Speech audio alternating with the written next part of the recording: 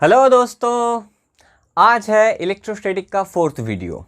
इससे पहले मैंने कूलम्ब्स लॉ के ऊपर एक वीडियो बनाया है जिस पे मैंने कूलम्ब्स लॉ से जुड़ा हुआ लगभग हर टॉपिक कवर करवाया है और जितने सारे बोर्ड्स लेवल के क्वेश्चन आते हैं वो सारा भी मैंने उसमें करवाया है। पर उस वीडियो में कुछ सवाल कुछ पैटर्न छूट गया था जो कि मैं इस वीडियो में कवर करवाने वाला हूँ। तो चलिए स्टार्ट करते हैं।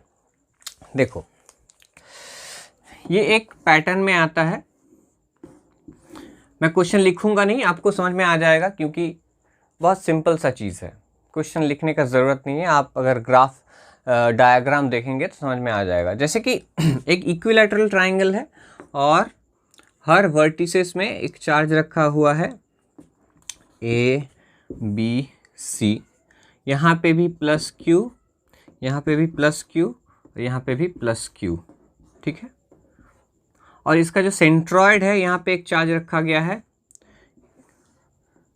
Q। हमको निकालना है कि पूछा गया है कि इस चार्ज के ऊपर नेट फोर्स कितना होगा। इसके द्वारा, इसके द्वारा और इसके द्वारा इसके ऊपर एक फोर्स लगेगा, 3 फोर्स लगेगा। हमको निकालना पूछा गया है कि ये जो 3 चार्ज है इसके ऊपर जो फोर्स लगाएगा उसका नेट फोर्स कितना होगा। देखो, ऐसा जो भी सम हो जिसमें सिमेट्री हो, सिमेट्री मतलब हर तरफ से एक जैसा हो, हर जिस एंगल से देखो, इस साइड से देखो, इस साइड से देखो, इस साइड से सारा सेम हो, तो उसमें एसेंशियली इसमें ज़ीरो होगा। या फिर प्लस क्यू हो या फिर माइनस क्यू हो, इससे फ़र्क नहीं पड़ेगा, टोटल फोर्स ज़ीरो होगा। वो हमको निकालना होगा, हालांकि निकालना है, पर मैंने पहले ही बता दिया है कि इसमें फोर्स ज़ीरो आएगा जब सिमेट्रिकल हो। फॉर एग्ज़ाम्पल, अगर एक स्क्वायर हो और ठीक बीचों बीच एक चार्ज हो और यहाँ इस 4 वर्टिसेस में सेम चार्ज हो, सेम चारों सेम चार्ज हो, तो यहाँ पे कुछ भी चार्ज रखा जाए, कुछ भी, इसका वैल्यू के ऊपर डिपेंड नहीं करेगा और साइन के ऊपर भी डिपेंड नहीं करेगा कि प्लस है या माइनस है।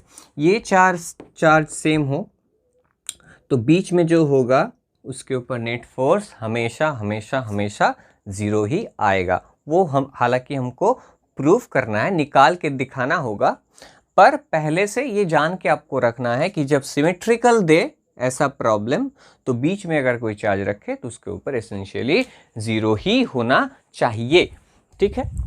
अभी देखो, इसके ऊपर हम कैसे प्रॉब्लम को सॉल्व करेंगे। पहले हर एक फोर्स को हम नाम दे देंगे।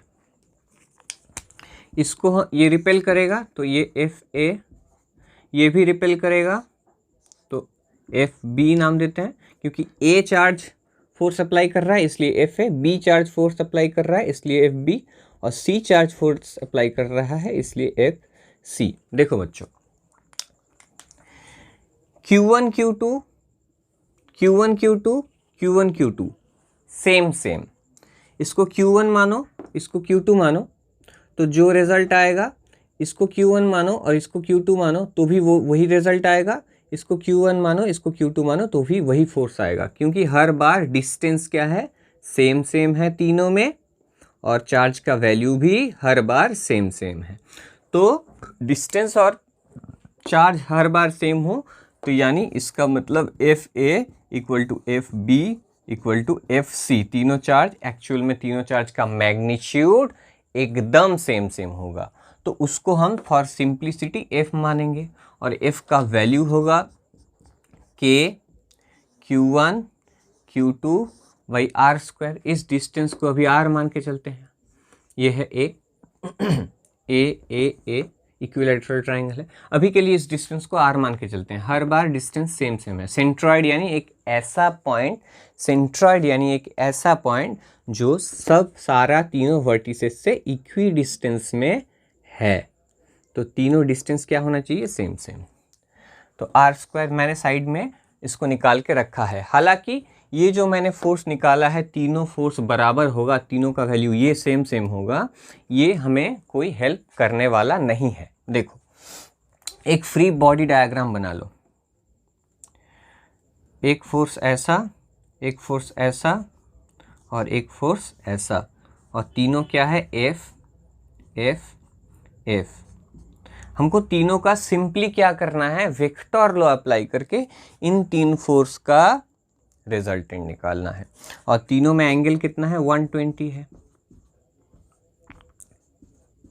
120 है, ठीक है, ओके। तीनों में एंगल कितना होगा, 120 होगा। पहले हम क्या करते हैं, इन दो फोर्स का रिजल्टेंट निकालते, तो बीचों बीच होना चाहिए, एकदम बीचों बीच, क्योंकि दोनों फोर्स सेम है, इसको हम एफ डैश नाम दे देते हैं। तो ये फोर्स और ये फोर्स का रिजल्टेंट हम निकालेंगे अभी। एफ डैश कितना होगा, एफ डैश का वैल्यू, वेक्टर लॉ को अप्लाई करो तो एफ 120 यानी ए स्क्वायर एफ, फिर बी स्क्वायर भी एफ का स्क्वायर, फिर 2ab cos 120। आपको वेक्टर का फॉर्मूला पता होना चाहिए, नहीं तो आप नहीं कर पाएंगे। तो ये वैल्यू हमारा निकलेगा 2f square plus 2f square into cos 120 का वैल्यू -12, तो कट जाएगा और ये इसका वैल्यू निकलेगा f। यानी ये जो हमारा फोर्स होगा, इन दो फोर्स का रिजल्टेंट ठीक बीचों बीच होगा और इसका वैल्यू होगा f डैश, वो f से बराबर होगा। इन दोनों फोर्स का रिजल्टेंट भी f ही आएगा। और देखो बच्चों, ठीक बीचों बीच होने के कारण ये एंगल 60 डिग्री होना चाहिए, क्योंकि पूरा 120 है। तो 120 प्लस 60 मिला के कितना हो गया, 180। ये फोर्स और ये फोर्स बचा कौन, इन दोनों का रिजल्टेंट हम निकाल चुके हैं पहले ही, ये वाला f। अभी बचा कौन, ये। और अभी क्या करना होगा, इसका और इसका रिजल्टेंट निकालना है, इसका और इसका रिजल्टेंट निकालना है, क्योंकि इन दो फोर्स का रिजल्टेंट हम निकाल चुके हैं f। इसका और इसका निकालना है। पर देखो, ये जो रिजल्टेंट है और जो तीसरा फोर्स है वो 180 डिग्री आपस में है, यानी एक स्ट्रेट लाइन के ऊपर है। 180 डिग्री होना यानी एक स्ट्रेट लाइन के ऊपर होना, यानी दोनों का रिजल्टेंट कितना होना चाहिए, सिंपली हम माइनस कर देंगे, f minus F equal to कितना होगा, 0। तो टोटल रिजल्टेंट कितना होगा, f minus F equal to 0। इन दोनों का रिजल्टेंट ठीक बीचों बीच f, इससे बराबर एंड इससे ऑपोजिट, इससे तीसरा से बराबर, इन दोनों का रिजल्टेंट इससे बराबर और इससे ऑपोजिट, क्योंकि 180 डिग्री में है। तो हम लॉजिकली ये बोल सकते हैं कि तीनों का रिजल्टेंट क्या होगा, 0 होगा। हालांकि मैंने तीनों फोर्स को अलग अलग फोर्स को निकाल के रखा है, पर ये हमें कोई हेल्प करने वाला नहीं है। समझ में आ गया, ओके। मूव करते हैं नेक्स्ट प्रॉब्लम के तरफ। तो इस चैप्टर इस टाइप का जितना सारा जो सम होगा उसमें आपको सिंपली क्या करना है, कूलॉम लॉ लगाना है और वेक्टर सम करना है। हालांकि वेक्टर का जो फॉर्मूला है वही ज़्यादा काम आने वाला है, यहाँ पे कूलॉम लॉ बहुत ज़्यादा काम आने वाला नहीं है। तो मैं रिक्वेस्ट करूँगा कि आप वेक्टर का जो है प्रॉब्लम, जो कॉन्सेप्ट है वो थोड़ा सा जान लेना।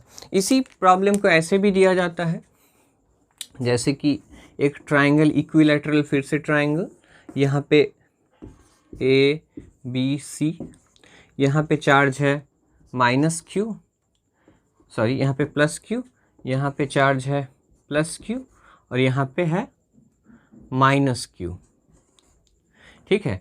तो इस चार्ज के ऊपर नेट फोर्स कितना होगा पूछा गया है। इस चार्ज के ऊपर टोटल फोर्स कितना होगा, नेट फोर्स, यानी इस चार्ज के ऊपर टोटल फोर्स। तो क्या होगा, फिर से हम वही सिंप्लिसिटी अप्लाई करेंगे।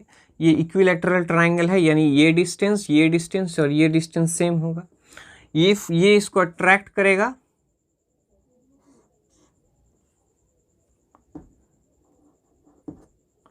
और ये भी इसको अट्रैक्ट करेगा।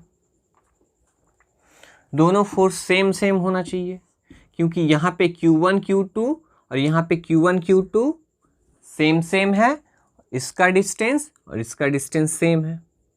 यहाँ पे Q1 Q2 और यहाँ पे भी Q1 Q2 सेम और यहाँ पे भी डिस्टेंस सेम, यानी इसका वैल्यू और इसका वैल्यू क्या होगा, सेम होगा। और दोनों का वैल्यू कितना होना चाहिए, f, इसको हम FA मानेंगे, इसको हम FB मानेंगे और लिखेंगे FA equal to FB equal to F, और उसका वैल्यू होगा K Q1 Q2 by A square.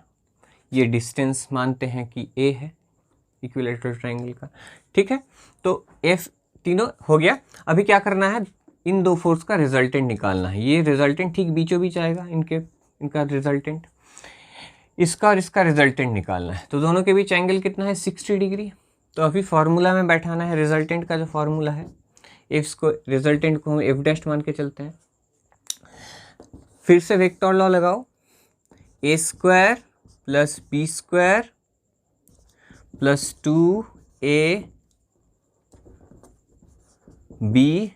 cos 60 degree, दोनों के बीच एंगल है 60 डिग्री। तो 2f square plus 2f square into 60 degree का वैल्यू हाफ कट जाएगा, यानी √3f स्क्वायर, यानी f √3। अभी f का वैल्यू कितना है, ये है f का वैल्यू, तो f √3 यानी टोटल रिजल्टेंट फोर्स होगा f √3, यानी f का वैल्यू अगर पुट कर दें k q1 q2 by a square into √3। ये होगा total force on this charge.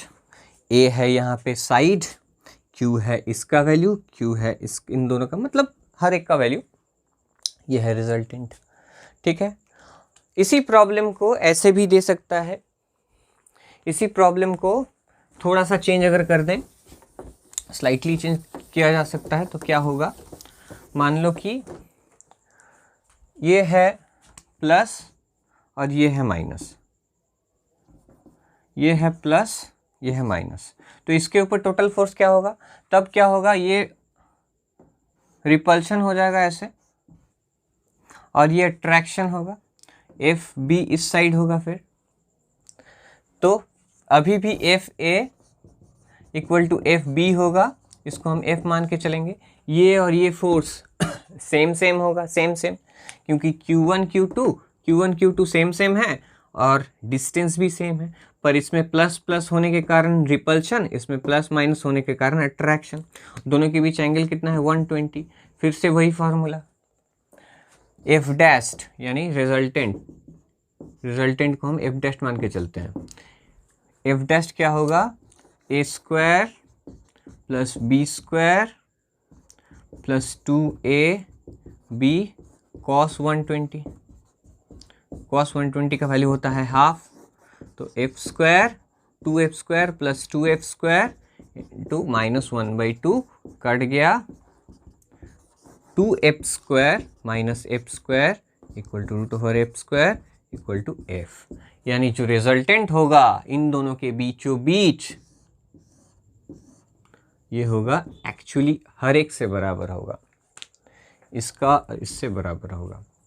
एक बार रिपीट कर देते हैं, ये और ये सेम टाइप ऑफ चार्ज इसलिए रिपल्शन, ये और ये ऑपोजिट टाइप ऑफ चार्ज यानी अट्रैक्शन, पर इसका वैल्यू और इसका वैल्यू सेम होगा, क्योंकि Q1 Q2 सेम है, Q1 Q2 सेम है, और डिस्टेंस भी दोनों में सेम है। तो हमको सिंपली क्या करना है, इन दो फोर्स का रिजल्टेंट निकालना है। वेक्टर का जो फॉर्मूला है, वेक्टर का फॉर्मूला क्या होता है, resultant equal to A square plus B square plus 2ab cos theta होता है।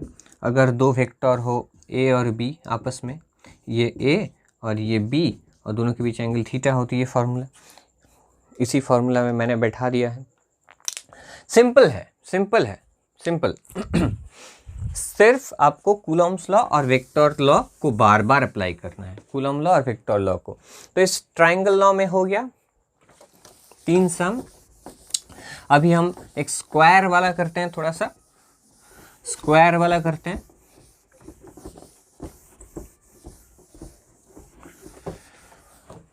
देखो, एक स्क्वायर है और यहाँ पे Q A B C D सारा Q है, और पूछा गया है कि इसके ऊपर नेट फोर्स कितना होगा, यानी हर एक के ऊपर नेट फोर्स कितना होगा। तो इसके लिए रिपल्शन होगा इस साइड, इसको एफ बी मान के चलते हैं।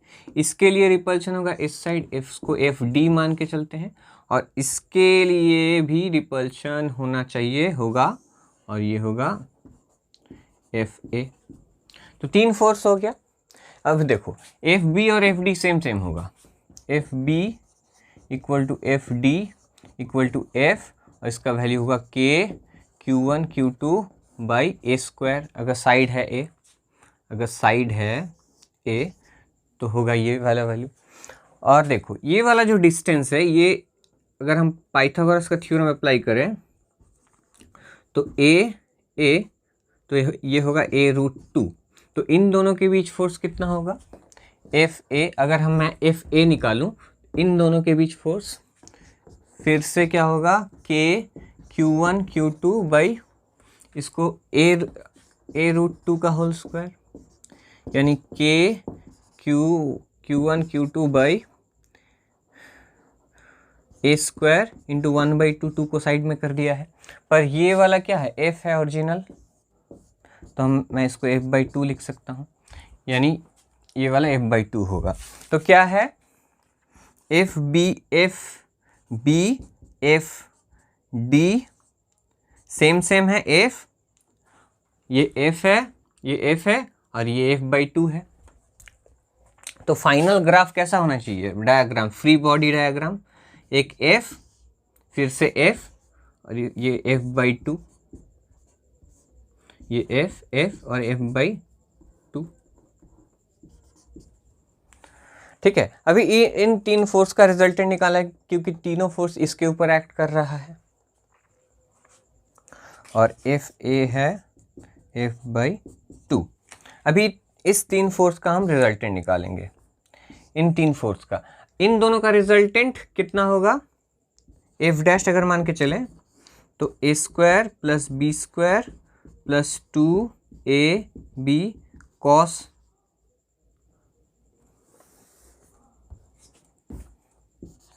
इन दोनों का रिजल्टेंट ठीक बीचों बीच होना चाहिए, कितना होगा a square plus B square plus 2ab cos 90, cos 90 zero है तो ये होगा f√2, यानी इन दोनों का रिजल्टेंट इसी के ऊपर होगा f√2,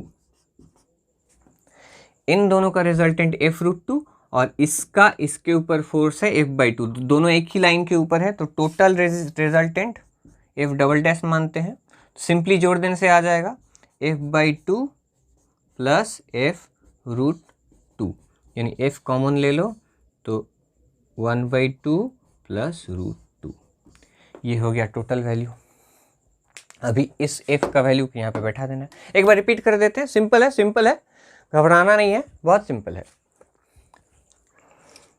एफ डी और एफ बी सेम सेम है, सेम सेम होना चाहिए, उसको मैंने अलग से f लिखा है और निकाल के रखा है, और इसका और इसका रिपल्शन होगा एफ ए जो कि बराबर होगा, इसका और इसका वैल्यू होगा सेम सेम है तो उसका आधा होना चाहिए ये वाला f/2। तो फ्री बॉडी डायग्राम में क्या होगा ये f और इन दोनों का इसका और इसका फोर्स होगा f/2।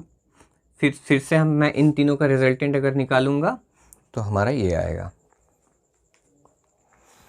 आ गया समझ में, सिंपल है, बहुत ही सिंपल है। नेक्स्ट सवाल,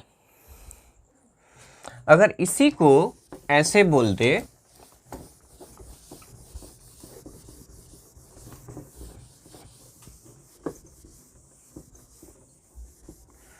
कि ये वाला प्लस ना होके माइनस हो तो सेम हो जाएगा, फिर उल्टा हो जाएगा सारा। ये वाला प्लस ना होके माइनस हो, अगर ये माइनस हो तो क्या होगा, ये अट्रैक्शन होगा, ये अट्रैक्शन होगा, ये अट्रैक्शन होगा, फिर से वही formula F B F D और ये एफ ए सेम सेम होगा। पहले वाला जो आया था एफ डी और एफ बी सेम एफ, और एफ ए जो आएगा वो f/2 आएगा, यानी फ्री बॉडी डायग्राम बनाओ तो एफ और ये f/2, ये f/2। इन तीनों का फिर से रिजल्टेंट निकालना है, इन तीनों का रिजल्टेंट निकालना है, इन तीनों का रिजल्टेंट फिर से वही आएगा जो आया था पहले। ओके, तो इस टाइप का सवाल आता है बहुत सिंपल है, आप 1-2 बार प्रैक्टिस अगर करेंगे तो आपको आ जाएगा। बहुत ही सिंपल है, घबराना नहीं है, घबराना नहीं है एकदम। जितना घबराओगे उतना ज़्यादा एनर्जी आपका घटता जाएगा, जितना टैलेंट है सारा निकल जाएगा लीक होके। जिसका कॉन्फिडेंस नहीं है, जो घबराता है, उसका टैलेंट ख़त्म हो जाता है। और उल्टा भी होता है, जो सोचता है, कॉन्फिडेंस रखता है, उसमें कैपेसिटी भी आ जाता है अपने आप। ठीक है, ये हो गया एक सवाल इस टाइप का। Next question, a charge Q is divided in 2 parts, Q1 and Q2, then separated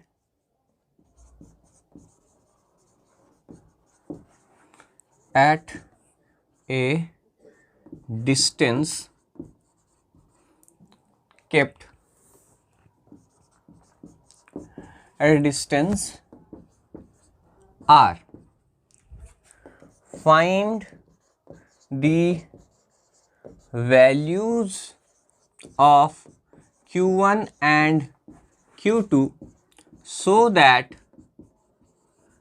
the force between them is maximum.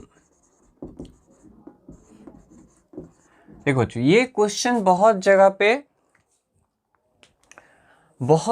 बहुत अलग अलग ढंग से ये सेम सवाल पूछा गया है। कहीं पे ये बोला गया है कि चार्ज का वैल्यू दिया गया है कि 7 माइक्रोकूलम है या 10 माइक्रोकूलम है उसको 2 हिस्सों में बांटा गया है और अलग अलग रखा गया है थोड़ा सा डिस्टेंस में, kept at a distance R. फिर पूछा गया है कि जो चार्ज है उसको कैसे 2 हिस्सों में बांटना होगा, यानी एक चार्ज को 2 हिस्सों में बांट देना है, Q1 और Q2 मिला के Q होगा।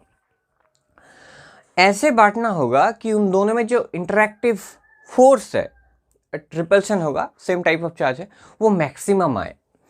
इस तरह से बांटना है ताकि उन दोनों का जो इंटरैक्टिव फोर्स है वो क्या है, मैक्सिमम है। देखो फॉर एग्जाम्पल 7 को अगर मैं करूं 1 + 6, 1 और 6 में तोड़ दूं तो 1 × 6 कितना होगा, 6। 7 को मैं अगर 2 और 5 में अलग अलग करूं तो 2 × 5 क्या होगा, 10। फिर मैं 3 और 4 करूं तो मल्टीप्लिकेशन क्या होगा, 12। यानी 7 को मैं जब 2 हिस्सों में बांट रहा हूं तो बार बार मल्टीप्लिकेशन अलग अलग आ रहा है। हालांकि हर बार एडिशन क्या है, सेम है, एडिशन सेम है, 7 आएगा, पर मल्टीप्लिकेशन करके अलग अलग आ रहा है। तो इसका मतलब हुआ ये कि 7 को एक ऐसा डिवीजन पॉसिबल होगा, 7 को ऐसे 2 हिस्सों में अलग अलग करना है ताकि मल्टीप्लिकेशन मैक्सिमम आए, क्योंकि मल्टीप्लिकेशन हर बार क्या आ रहा है, अलग आ रहा है। उसी हिसाब से क्वेश्चन को किया गया है कि +Q चार्ज को ऐसे 2 हिस्सों में बांटना है, Q1 और Q2, ताकि उन दोनों के बीच जो रिपल्सिव फोर्स है वो सबसे ज़्यादा हो। ठीक है, करते हैं चलो। हम मान के चलते हैं कि Q1 है x और Q2 है Q - x। डिस्टेंस दिया हुआ है तो फोर्स कितना होगा, K Q1 Q2/r²। ठीक है, K/r² अलग, x × Q1 - Q sorry plus Q है, सॉरी ओके। अभी देखो बच्चों, इसको मैं मल्टीप्लाई कर दूंगा, क्या होगा, QX - x² होगा। फिर अगले लाइन पे मैं क्या करूंगा मैं यहाँ पे एक माइनस लेके मैं यहाँ पे एक परफेक्ट स्क्वायर लाऊंगा।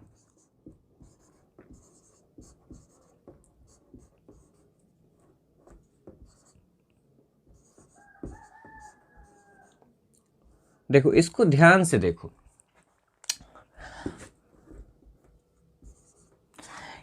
इसको मैंने ऐसे जस्ट अरेंज किया है, बस सजाया है और कुछ नहीं किया है। ये जो है और ये सेम है,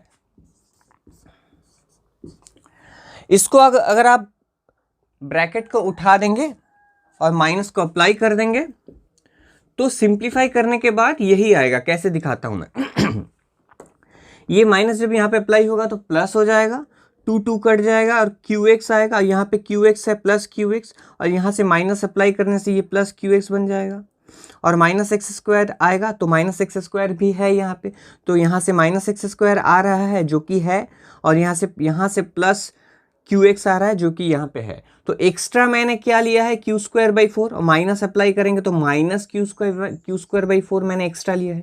इस माइनस को अगर यहाँ पे अप्लाई कर रहे हैं तो Q²/4 आएगा माइनस Q²/4, इसलिए मैंने एक प्लस Q²/4 यहाँ पे ले लिया है। तो अगर मैं ब्रैकेट को उठा दूँ और माइनस को अप्लाई कर दूँ और सारा सिंप्लीफाई करूँ तो घूम फिर के यही आएगा। माइनस को उठा दूँ सिंप्लीफाई करूँ तो घूम फिर के यही आएगा। ठीक है, ये मैंने किस लिए किया बताता हूँ, ताकि मैं इस जगह को एक परफेक्ट स्क्वायर ला सकूँ। देखो A² minus 2AB plus B², फिर से A² minus 2AB plus B², ये B हो तो ये B² होगा। तो इसको मैं क्या लिख सकता हूँ K/R² bracket Q²/4 minus X minus Q/2 का होल स्क्वायर। देखो बच्चों ये फाइनली फोर्स ऐसा आया है। अभी इस जगह को बहुत ध्यान से स्टडी करो, एकदम सिंपल तरीके से, बहुत ध्यान से। अगर F का वैल्यू मैक्सिमम हो तो ये तो कांस्टेंट है, K/R कांस्टेंट है, K/R², यानी ब्रैकेट के अंदर जो है इसका वैल्यू मैक्सिमम होना चाहिए। ब्रैकेट के अंदर जो है वो अगर मैक्सिमम हो तो F का वैल्यू मैक्सिमम आएगा। F का वैल्यू मैक्सिमम होने के लिए इसका वैल्यू मैक्सिमम होना चाहिए ब्रैकेट के अंदर जो है। अभी ब्रैकेट के अंदर देखो ये स्क्वायर में है यानी ये पॉजिटिव है, इस पॉजिटिव से ये घट रहा है, ये भी पॉजिटिव होगा क्योंकि ये परफेक्ट स्क्वायर है, इससे ये घट रहा है। तो इसका वैल्यू मैक्सिमम तब ही हो सकता है जब इसका वैल्यू मिनिमम हो। इससे ये घट रहा है, इससे ये घट रहा है, तो इसका वैल्यू अगर मिनिमम से मिनिमम हो तो ये घट के मैक्सिमम से मैक्सिमम आएगा। यानी इसका वैल्यू कम से कम हो तो इससे कम से कम माइनस होगा और इसका वैल्यू मैक्सिमम से मैक्सिमम आएगा। यानी हम बोल सकते हैं when F is maximum X minus Q/2 whole square is minimum, और इसका मिनिमम वैल्यू कितना हो सकता है 0, क्योंकि परफेक्ट स्क्वायर का मिनिमम वैल्यू 0 से कभी कम नहीं हो सकता है। परफेक्ट स्क्वायर कि कोई भी नंबर हो अगर स्क्वायर हो तो वो हमेशा प्लस ही आएगा, उसका मिनिमम वैल्यू 0 हो सकता है, इसलिए x = Q/2 आएगा। यानी हमारा आंसर निकल गया, यानी हमको इक्वल 2 हिस्सों में इसको डिवाइड करना होगा। इक्वल 2 हिस्सों में हमको डिवाइड करना होगा, एक Q/2 और दूसरा भी Q/2। पहला वाला Q/2, दूसरा वाला, थोड़ा सा रिवीजन करा देते हैं। F = K Q1 Q2/R², एक को मैंने x माना है, दूसरे को Q - x। इसको मैं अगर एल्जेब्रिकली अरेंज करूं तो ये फाइनली ये आएगा। इसको समझना सबसे ज़्यादा इम्पॉर्टेंट है। K का वैल्यू मैक्सिमम तब होगा जब ब्रैकेट के अंदर जो है वो मैक्सिमम हो। ब्रैकेट के अंदर जो है वो तब मैक्सिमम होगा जब इससे ये माइनस हो रहा है, तो ये जो माइनस हो रहा है वो मिनिमम से मिनिमम हो, तो माइनस होके मैक्सिमम टू मैक्सिमम आएगा। इससे अगर कम से कम घटाए, इससे अगर कम से कम घटाएं तो पूरा ज़्यादा से ज़्यादा आएगा, तो इसका वैल्यू मिनिमम होना चाहिए। इसका वैल्यू मिनिमम तब होगा 0 होगा जब, क्योंकि परफेक्ट स्क्वायर है, परफेक्ट स्क्वायर का वैल्यू मिनिमम हमेशा 0 होता है, उससे कम नहीं हो सकता है। हो गया। हालांकि इस सम को कैलकुलस अप्लाई करके भी किया जा सकता था, कैलकुलस अप्लाई करके भी किया जा सकता था, डेरिवेटिव मैक्सिमा मिनिमा अप्लाई करके। पर जबकि आप 12 में नए नए हो और अब तक शायद आपने मैक्सिमा मिनिमा सीखा नहीं होगा, इसलिए मैंने इस तरह से करवाया है। ठीक है, और उस मैक्सिमा मिनिमा लगा के भी किया जा सकता है। मैं करके दिखाता हूँ आपको। मैक्सिमा मिनिमा से और भी इजी होता है।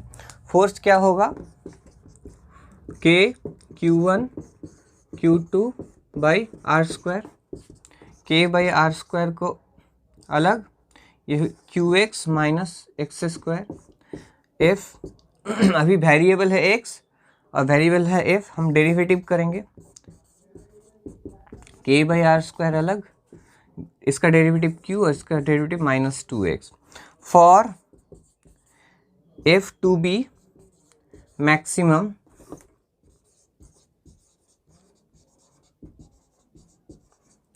df by dx equal to 0, ये 0 होना चाहिए। जब f मैक्सिमम होगा तो df बाई dx 0 होना चाहिए। ये मैक्सिमम मिनिमा का एक प्रिंसिपल है। ये आपको तब पता चलेगा जब आप 12 में सारा मैथमेटिक्स करेंगे, तब, अभी नहीं पता चलेगा। जब f मैक्सिमम होता है, I am supposing that you have just entered in 12 और अभी आप नए नए हो। अगर आप पूरा क्लास कवर कर चुके तब तो आपको पता होना चाहिए। अगर मैं इसको f का मैक्सिमम वैल्यू निकालना चाहूँ तो df बाई dx का वैल्यू 0 होना चाहिए। जब f मैक्सिमम हो तो df बाई dx 0, या फिर f मिनिमम हो तो df बाई dx 0। मैक्सिमम में भी df बाई dx 0 होना चाहिए और मिनिमम में भी df बाई dx 0 होना चाहिए। अभी हम मैक्सिमम मान के चलेंगे तो इसका वैल्यू 0 होना, यानी q minus 2x k by R square का वैल्यू 0 होना, और इसका यानी 2x इक्वल टू 0 होना, यानी x equal to q by 2। फिर से वही रिजल्ट आ गया। df बाई dx 0 होना यानी ये 0 होना, ये 0 होना यानी ये वाला 0 होना, यहाँ से ये निकला। यानी एक q बाई 2 होगा, दूसरा भी q बाई 2 होगा। आधा आधा, अगर किसी भी चार्ज को हम आधा आधा बांट दें दो हिस्सों में तो दोनों का जो इंटरेक्टिव फोर्स होगा वो मैक्सिमम होगा। इस सवाल को ऐसे भी पूछा जाता है कि Q1 Q2 का रेशियो क्या होगा, तब वो आपको आंसर देना है कि 1:1 होना चाहिए। ठीक है, तो दिस इज़ इट। ये सवाल बहुत जगह पे बहुत तरीके से अलग अलग ढंग से पूछा गया है और इसको आप 2 तरीके से आंसर दे सकते हैं। जैसे कि मैंने पिछला वाला किया, वो एक एल्जेब्रिक वे से कर सकते हैं या फिर कैलकुलस अप्लाई करके भी किया जा सकता है। तो आज के लिए इतना ही। I hope you liked my video. Please share my video, subscribe my channel, and please share as much as you can. Thank you very much.